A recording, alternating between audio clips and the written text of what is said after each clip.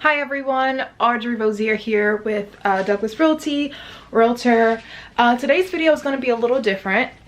So it's going to be a question and answer video because I'm receiving a lot of questions about, getting your real estate license, whether or not I overlapped as far as working at Bank of America and being a realtor.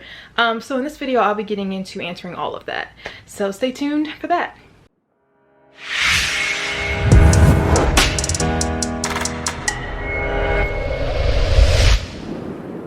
So a lot of the questions that people ask me on a daily basis can be answered from the initial video that I did about how to get your real estate license in Maryland. I still get questions about, how much it cost and, how long was my class and things like that. So if you have not yet, go check out that video. I will link it in the description below. But let's get into today's video. So the first question that I have is, was there ever a time where you overlapped working at Bank of America and performed real estate duties, or did you immediately become a full-time realtor? So funny thing, I did not become a full-time realtor immediately, but I kind of wish I did. So I worked at Bank of America for 3 years, and then I worked at Navy Federal for a year.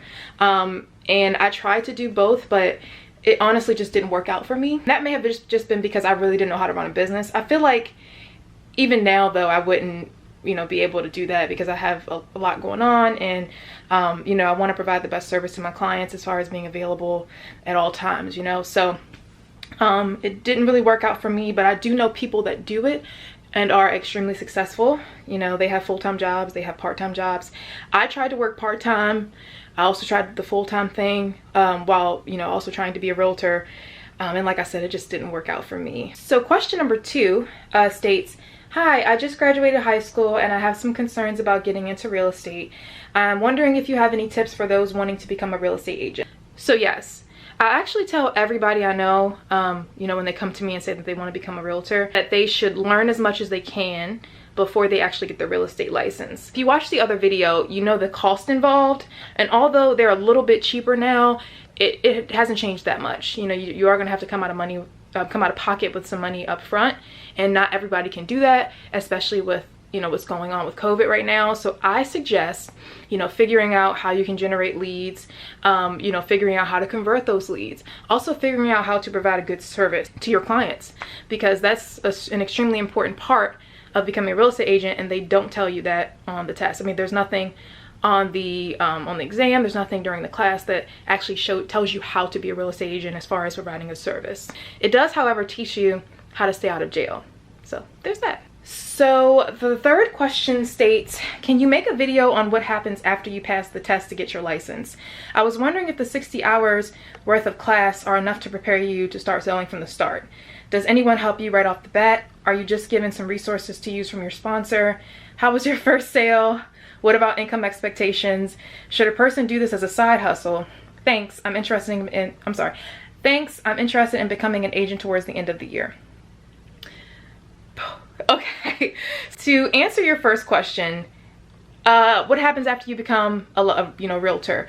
You need to affiliate with a brokerage. You have your Keller Williams, you have your Coldwell Banker, you have your small brokerages or smaller brokerages like Douglas Realty, and you have to figure out what works best for you. Some brokerages are going to give you leads. Some are going to, not charge you a monthly fee. They may not charge you a transaction fee. Some may offer you training. Now, it's all going to be up to you to decide what's important to you. As far as anyone helping you right off the bat, I can't speak for all brokerages, but my brokerage does have a mentor program where new agents can come in, hire a mentor to assist them with their first transactions, so that they're not completely lost. And then you give them a small portion of your commission at the sale of the transaction. So you don't really pay anything up front, but yeah, there's generally someone who can help you go through your first couple transactions so that you get the hang of it, because it is relatively difficult to just come right out the gate and sell a house and know exactly what you're doing. I would definitely say that YouTube is your friend. Recommended coaches for me, I know that Ricky Caruth has a free coaching program where he advertises cold calling, and a lot of people have been having a lot of success with that. I know that Brian Casella, he's based out in California. He has a coaching program and he teaches agents on his page as well. Long story short, if you're serious about getting your real estate license, you should learn as much information as soon as possible. My first sale, I don't even remember that. Oh my first sale. Okay, my first sale was all right. At the time, I was on a team, so I had my team leader to guide me during the process, and he had been in the industry for a little while, so he knew what he was doing, and I felt comfortable allowing him to help me. So another thing to consider for you guys is possibly like joining a team. A team leader generally, you know, supplies you with leads or will show you how to fish on your own and, you know, and go get your own, but they generally help you during the process. So as far as income expectations go, honestly, it's going to depend on how hard you work. It's one of those careers where if you put the work into it and you are grinding, you're going to make money. However, the Bureau of Labor Statistics has the average income of a realtor at $45,990 per year. So you have to keep in mind that this job is completely 100% commission based, unless you join a company like Redfin where they're going to pay you a salary and then you get bonuses based on how many houses you sell or something like that. It's generally not handed to you unless you do what I mentioned before, possibly joining a team or joining a brokerage that gives you leads and things like that. But other than that, you're going to have to fish.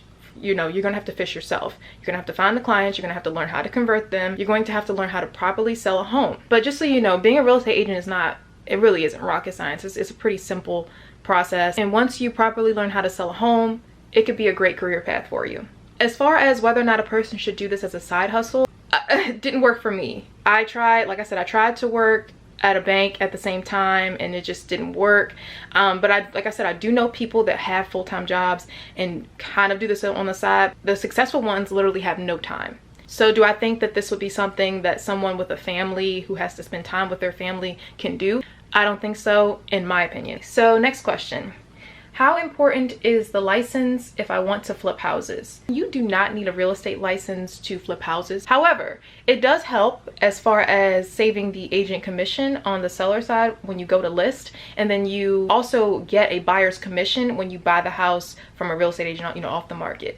So, you know, you can put a little extra money in your pocket, maybe increase your bottom line a little bit.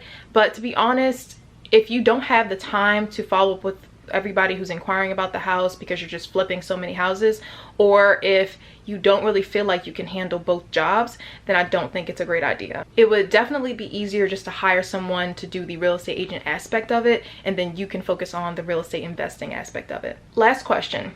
Someone asked, can I get a Maryland real estate license as a non-Maryland resident? Absolutely. I know of several agents who are here, you know, they're Maryland residents, but they're licensed in Maryland, Virginia, DC, Pennsylvania. You can get a license essentially anywhere, but just keep in mind that if you do not like driving, getting a license in multiple states may not be for you. I'm only licensed in Maryland, and I feel like I drive a ton. So if it's a goal of yours to get licensed in multiple states, just keep that in mind. I eventually am going to get licensed in DC and Virginia as well. So I'll be driving even more than I am right now. But that's just something to keep in mind. Well, I think that's it for this video. Those are the most common questions that I get, so I just decided to go over those for now. But if you have any other questions that you wanted me to do a video on, feel free to leave them in the comment section below, or, you know, reach out to me directly. Whatever works. My contact information will be below. And if you do want to do your classes online, I do have a discount code below that will save you 35% off at the CE shop. So feel free to use that as well. Thank you so much for taking the time to watch this video. My name is Audrey Rozier. Stay safe during this crazy time and stay tuned for the next video. Bye.